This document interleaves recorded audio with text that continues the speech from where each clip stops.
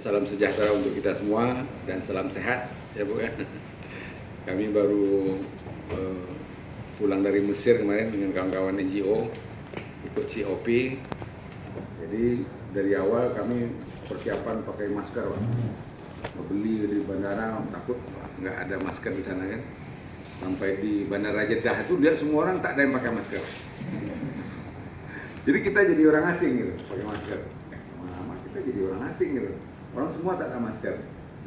Akhirnya dilepas masker. Sampai di Mesir juga tak ada orang pakai masker. Padahal kita ada persiapan banyak masker di Fransa gitu kan. Jadi kayaknya ya kita yang paling disiplin lah soal ini. Negara itu apakah sudah bosan, tak tahu juga negara lain itu. Apakah sudah tak ada lagi virusnya, tapi begitulah. Mudah-mudahan kita bisa juga nanti lepas dari maskernya Bapak Ibu sekalian. Pertama kami ucapkan selamat datang ke SIA yang kami hormati. Yang pertama yang saya kenal ini Pak Riko nih, sudah beberapa kali datang ke SIA. Kemudian dari kami hormati Pak dari Ford Foundation ada Pak Alexander Irwan ya Pak ya. Kemudian ada Pak Bu Farah Sofa, Bu Farah, kemudian Bu Mariati, kemudian ada Esther Ana Parapak, ya Ibu, kemudian Kezia Lopati, ya Bu ya. Kemudian dari Dirjen Bangda ada Pak Riko, ada Pak Ahmad Wasil, kemudian ada Puspita Dewi, ada Bu Sin Alexander, ada Pak Arif Febrianto, ada dari Fasker juga ada Pak Faisal, ya Pak. Kemudian dari Dirjen Polpum Kemendagri ada Masra Surgani, Masra, selamat datang Pak. Kemudian ada Setnek, ada Prativi Larosa, Ibu Prativi. Kemudian ada dari BAIS TNI, ada Kennedy ND. Selamat datang nih Bapak Ibu sekalian. Kemudian yang kami hormati rekan kami dari Kadis Lingkungan Hidup, Pak Wan Fajri Audi, dan rekan-rekan dari Elang, dan ada Pak Yadi dari Pertanahan, ada Pertanahan, dan beberapa OPD yang hadir di sini, Bapak Ibu sekalian. Dan sekali lagi kami mengucapkan selamat datang di Siak, khususnya di kota Siak Seringgapura. Nanti mungkin habis ini bisa lihat-lihatlah kota kami, Bapak Ibu sekalian. Kalau Pak Riko udah hafal betul di Siak. Ada Pak Pengulu Dayun. Oh iya Pak Pengulu Dayun, ya Pengulu Dayun yang baru dapat anugerah pariwisata Bapak Ibu. Jadi Dayun dapat nomor 1 dalam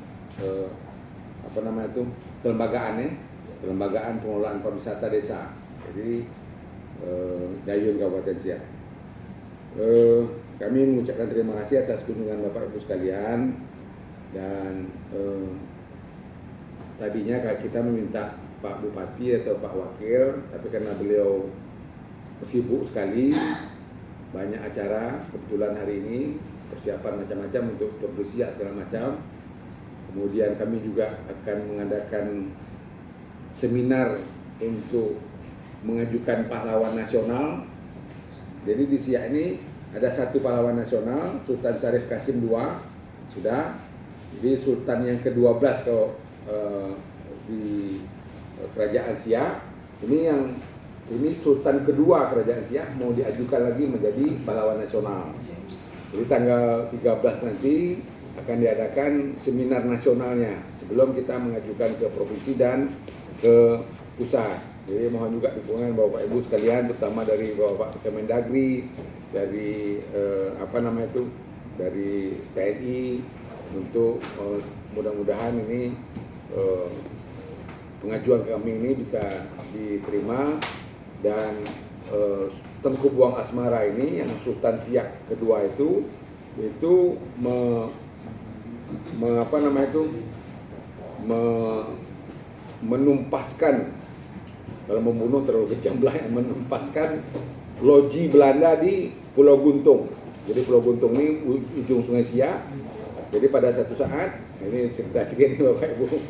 Jadi satu saat kerajaan Siak ini, dulu kan Sungai Siak ini menjadi urat nadi ekonomi di kawasan Sumatera Timur ini.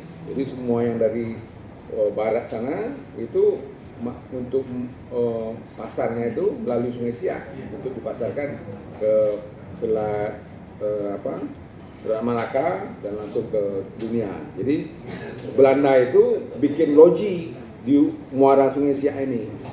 Jadi pajak-pajak kapal-kapal yang lewat Sungai Siak ini pajaki gitu.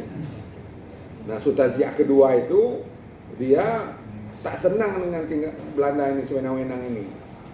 Nah, itu dia menyerbu loji Belanda ini dengan siasat taktik. Jadi seakan-akan dia ingin menyampaikan persembahan, mau peti gitu, pakai talam yang besar-besar itu, kalau kami namanya talam kan. Begitu ditutup itu, rupanya dia keris. Begitu dia sampai situ, diserang satu loji itu, habis satu loji itu. Tahun berapa itu Pak? Itu tahun berapa Pak Wan? 17 lebih sekian lah. Saya tak hafal tahunnya. Itu Sultan Siak kedua. Nah, itulah dia. Bagaimana itu salah satu bukti perjuangannya menuntaskan Belanda gitu. Ini yang mau diajukan menjadi pahlawan nasional. Kalau Sultan Syarif Qasim kan dia menyumbangkan Pak. Menyumbangkan berapa juta gulden itu untuk perjuangan kemerdekaan.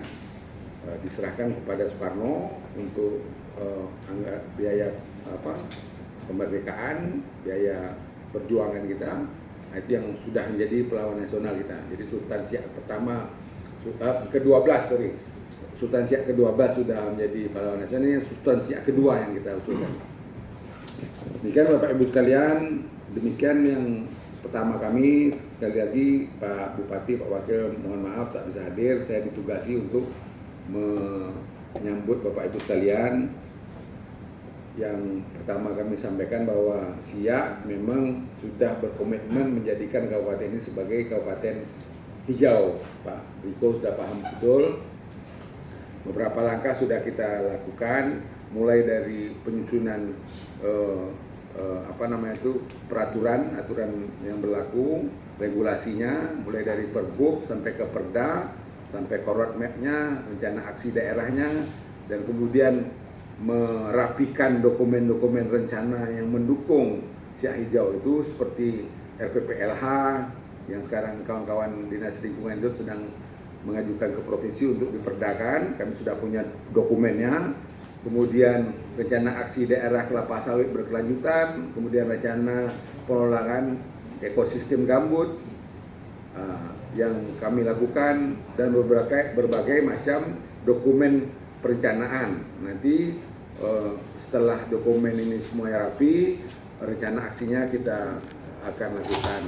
Walaupun saat ini pun aksinya sudah mulai kita lakukan dengan berbagi peran dari gotong royong. Jadi di Siak ini sudah ada tim gotong royong kita yang tercakup dalam tim pengelolaan Siak Hijau, yang di situ ada pemerintah, ada NGO, Sedago Siak, ada private sector juga kita.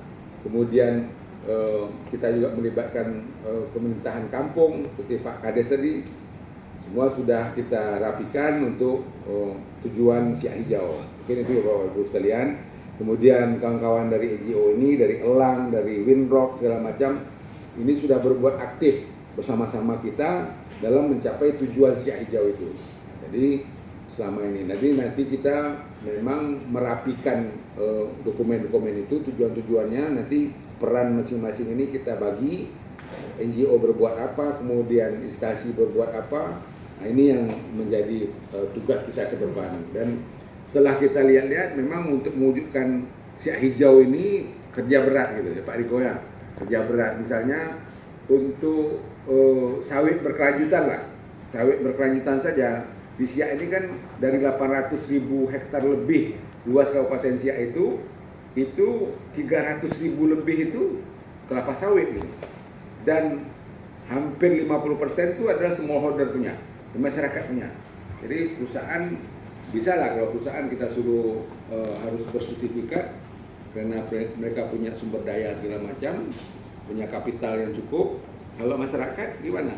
Belum lagi persoalan misalnya kebun masyarakat yang di area hutan gitu, kawasan hutan. Nah, ini enggak persoalan-persoalan yang akan dihadapi oleh Kabupaten Siak, tapi paling tidak kita punya tekad lah untuk itu. Jadi sawit itu bagaimana pengelolaannya bisa berkelanjutan untuk mendukung lingkungan yang baik ini, kemudian hutannya terjaga, belum lagi yang hal-hal lain yang persoalan sampah segala macam juga kita hadapi.